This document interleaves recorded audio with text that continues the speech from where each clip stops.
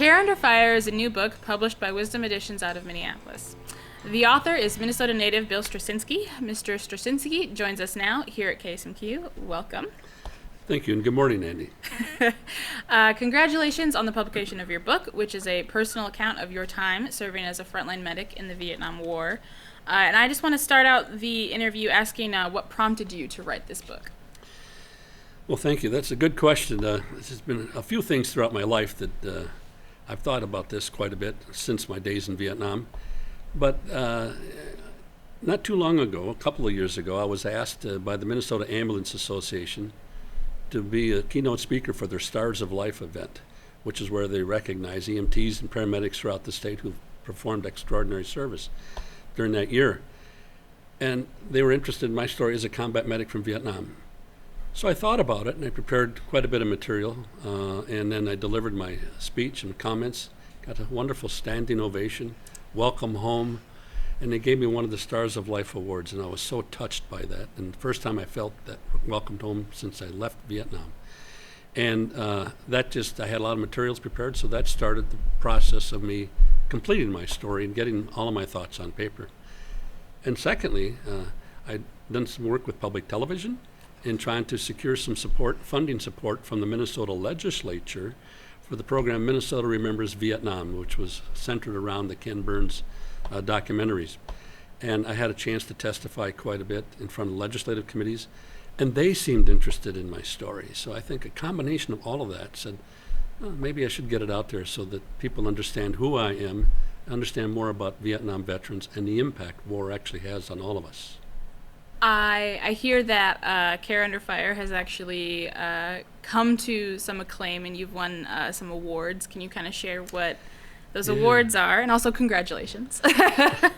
Well, thank you very much. I am so honored about that. I was one of the 4 recipients of the Minnesota Humanities Commission Veterans Voices Awards for 2020. That was inspirational to me because I want to share my message with other veterans, particularly combat veterans. And then just recently, in the last 6 weeks, I was the recipient of the National Independent Book Publishers Award for Best Novel, Best Book, Military Nonfiction category. And then I was a finalist in the category called Memoirs, Overcoming Adversity and Tragedy. And these national recognitions have brought me lots of notice, and I appreciate that. But I should tell you, while that is extremely important to me and really fun in my personal life, the awards actually belong to everybody who served in uniform, particularly everybody who served their country. People particularly who went to war, to Vietnam. We all have our stories, whether you went to Vietnam or not. I just happen to write mine down and share them, so it's their award on behalf of them. But thank you. I know in the intro I said that this is like a newly published book, but this is actually a relatively, it was published April 2020. Yep. And congrats on publishing a book in 2020. Yeah, during the pandemic, it was crazy. Yeah. And I can't even imagine, the build up to that, because you had been preparing this book for years before, only to find out that it's going on the shelves at a time when all the bookstores are closed. Yeah. Well, Amazon gave it a whole new life, certainly, but what was missing, and I had never realized this about the book publishing industry. I'm a novice, right? I put my recollections and remembrances on paper, but there was a lot of speaking engagements, the book tours and libraries and stuff that I never had a chance to really participate in to promote the book. Yeah, that's okay. I am carried in a number of libraries now, which is great, and even the 1st Infantry Division, the Big Red One, which I was a part of, now sells it in their bookstore as well. And they just did a big feature about it in their society newsletter just 2 weeks ago. So I'm just blessed with all of that stuff now starting to happen because I want to impact veterans. I want to help people to deal with all these issues, make life better for all of us. And I want young people and everybody to realize the importance of freedom, and it comes from military service by so many. I have to tell you this, Andy, and I know I'm going on, but people remember those who went to war and never came back. We have Memorial Days and all those kinds of things. But we cannot forget the soldiers who went to war, came back, but were never the same again. They were changed forever by their life's experiences that happened at such a young age. You've got to recognize that in our communities and help these people along. Many people would not want to relive terrifying times in their life. Was it difficult for you to write this book and kind of go through those memories? Actually, I found writing the book was very therapeutic for me. These issues and things, circumstances, I wish I could change some of them, but I can't. You reflect upon them every day. They just never really leave you. So I found it very therapeutic for me to write the book.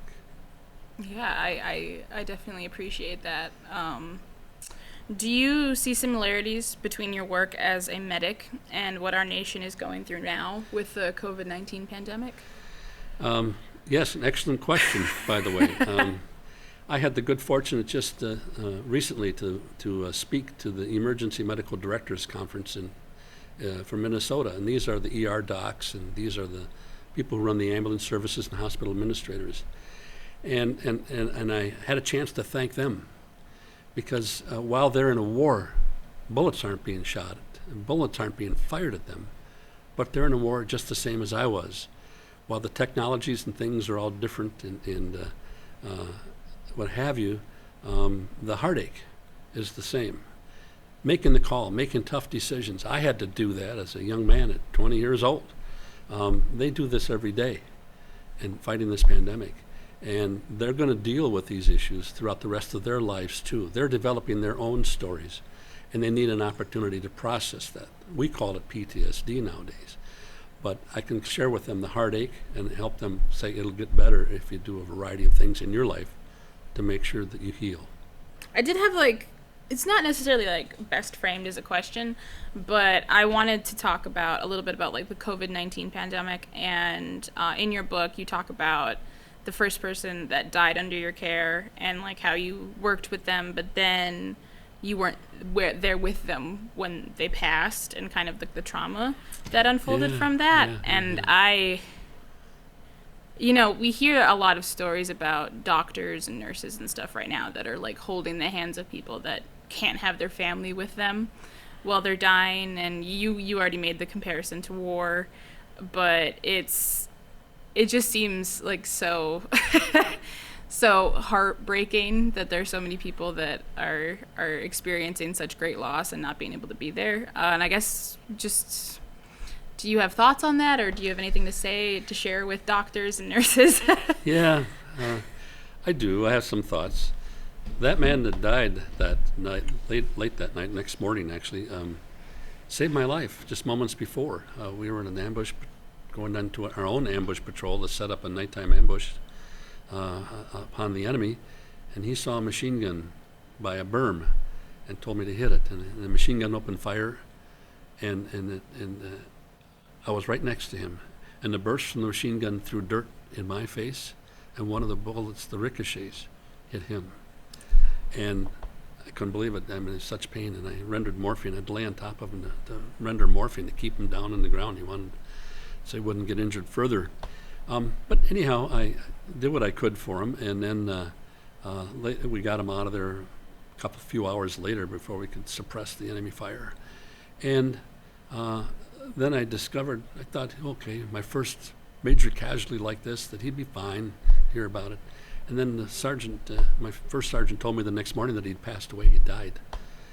And I was just tore up by that, really bad. I didn't know how to process that. I mean, man, I was with him. The guy saved my life, and now you're telling me he's dead? And what else could I have done? Could I have done more? And no, upon reflection, I did the absolute best I could. I did what I was supposed to do.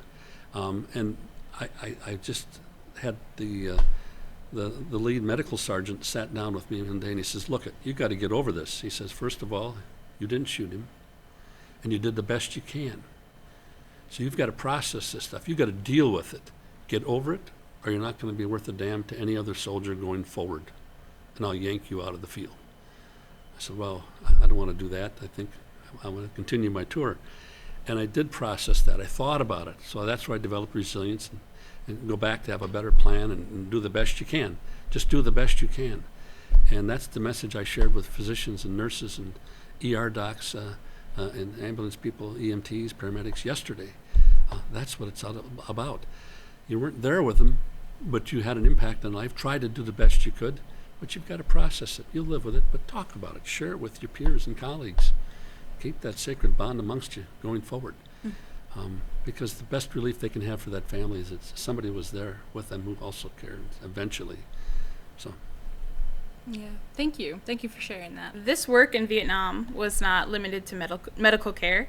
You write in one case about having to create a place to care for the wounded in the jungle, cutting down trees just to provide basic care. Can you talk a little bit more about kind of the different aspects of being a medic in Vietnam? Certainly. I'll try. In fact, I will. I was thinking about how much time do we have, you know? Yeah, no. Go for it. Vietnam was the first time that medics were directly embedded into the infantry. Prior to that, medics were extremely important. They wore armbands, Red Crosses, helmets, up near the front, maybe as the battles were occurring, and started treating casualties. But the Army decided to put medics directly into the smallest unit possible so that you could help them survive a situation should the unimaginable happen to them and they get wounded. So that was really important. So medics were there all the time. We were there all of the time. But we also carried M16s and claymore mines and hand grenades and stuff, so we were called combat medics. So you find yourself in a variety of situations, from treating the Vietnamese as you go through a village, holding sick call, if you will, and doing some of those things, to major firefights. And the incident we talk about in my book is an incident where our battalion commander was actually killed that day. We had 22 soldiers killed that day in a major battle. And we had to cut down trees just to get the wounded out of there. And they could bring in the helicopters with penetrators. It's just amazing what you do, because the medic's right there, and the military's commitment to the soldier is get them out of there and to advance care as soon as possible. So we did just a variety of things. And I think one of the other interesting things I did was I acted as a jungle therapist. Whenever alcohol-induced disagreements existed amongst the men, there were men back then, and whatever, people got a Dear John letter from home. Mm-hmm. They always seemed to bring their problems to me, the medic, Doc, as opposed to the first sergeant, I suspect. They didn't want to talk to him. And so you render all kinds of advice to these young men and whatever, and listen to their stories, listen to their heartache, and help them process all of that stuff. So it was a very fascinating job, and I just loved it. Yeah, I'm happy that you've had like a well, I don't want to say a positive experience, but I'm happy that you have had time to reflect and enjoy the years since. Yeah, thank you. Many years have passed. Are you able to take away any positive feelings from your service during wartime? Yes. First of all, I look at my experiences in Vietnam as built the foundation for my life. It was in Vietnam, in firefights and treating with extreme trauma injuries. You learn how to have a little plan, and you learn how to execute the plan. You eventually learn how to stay calmer under fire and think clearer as you're making decisions. And trauma physicians tell me the same thing all the time. You get better as you have more experience, and that's fortunate. Mm-hmm. So it's good that I learned those lessons there. I also learned that, and I'm not sure young people have an opportunity to understand all of these things today in their lives, and that's probably unfortunate. I also learned that you can do more than you think you can. I learned about resilience. I learned how to turn adversity into something positive. And I realized that there's no obstacle too difficult to overcome.